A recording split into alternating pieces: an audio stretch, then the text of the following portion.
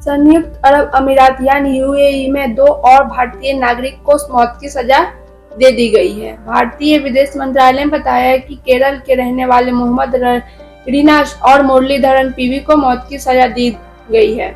इन दोनों पर हत्या का आरोप है। इससे पहले भारतीय महिला शहजादी खान को 15 फरवरी को मौत की सजा दे दी गई थी। उन पर एक बच्चे के हत्या का आरोप था। विदेश मंत्रालय ने 13 फरवरी को संसद में बताया था कि अलग अलग देश में कुल मिलाकर 50 से ज्यादा ऐसे भारतीय नागरिक जेलों में बंद हैं, जिन्हें मौत की सजा दी गई है। अकेले संयुक्त अरब अमीरात में 26 भारतीय जेल में हैं, जिन्हें मौत की सजा मिली है। सरकार ने बताया कि सभी नागरिक को हर संभव कानूनी मदद दी जा रही है। यूएई में किसे दी जाती है मौत की सजा? यूएई में सारी कानूनी कार्रवाई अरबी भाषा में होती है। हालांकि जिन लोगों को अरबी नहीं आती है उन्हें ट्रांसलेटर के जरिए पूरी बात बताई जाती है। वहाँ हत्या, जासूसी, नाबालिग से रेप, डकैती, नशीले पदार्थ की तस्करी और दंगा जिसमें किसी व्यक्ति की मौत हो गई हो, इस तरह के मामले में मौत की सजा का प्रावधान है।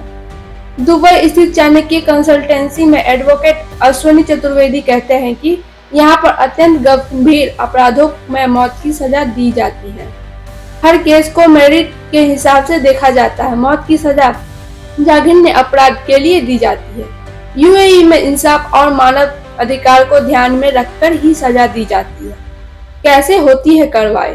यूएई में त्रिस्तरीय यानी 3 लेवल का कोर्ट सिस्टम है। निचली अदालत के बाद कोर्ट ऑफ अपील है, फिर सुप्रीम कोर्ट है, जहां किसी भी मामले की आधिकारिक अपील हो सकती है। वहां न्यायिक पुलिस अधिकारी के पास जांच और सबूत इकट्ठा करने की जिम्मेदारी होती है। यह अधिकारी अटॉर्नी जनरल की देखरेख में काम करते हैं। कानून की धारा 46-47 में सरकार ने बताया कि किस तरह अभियुक्त की गिरफ्तारी की जा सकती है। आर्टिकल 48 के मुताबिक गिरफ्तारी के बाद अभियुक्त को अधिकार है कि वो अपनी बेगुनाही को सबूत दे सकता है। निचली अदालत में मृत्युदंड मिलने के बाद जब तक सुप्रीम कोर्ट इस पर मोहर न लगा दे तब तक सजा पर रोक लगी रहती है। इस कोर्ट के बाद अभियुक्त या उसका पक्ष सुप्रीम कोर्ट में भी सजा के खिलाफ अपील कर सकता है। गल्फ न्यूज के पूर्व संपादक बॉबी नकवी कहते हैं कि किसी मौत की सजा की पुष्टि ऊपरी अदालत करती है। इसके बाद सुप्रीम कोर्ट को से भी इसकी प्रक्रिया से गुजरना पड़ता है। जहां तक सजा देने की बात है, आखिरी मंजूरी वहां के शासक से मिलने के बाद ही इसमें अमल में लाया जाता है। इन सब के बीच पीड़ित परिवार चाहे तो वो भी अभियुक्त को माफ कर सकता है। वैसे यूएई के कानून काफी सख्त है, लेकिन हत्या के मामले में एक ब्लड मनी देने का तरीका भी है। इसमें अगर पीड़ित के परिवार चाहे तो वो अभियुक्त के पक्ष पैसा लेकर अभियुक्त को माफी दे सकता है। इस तरह दोनों पक्ष के बीच एक खास रकम पर सहमत बनने पर अभियुक्त को आजाद किया जा सकता है। सरकार के पास क्या होता है विकल्प?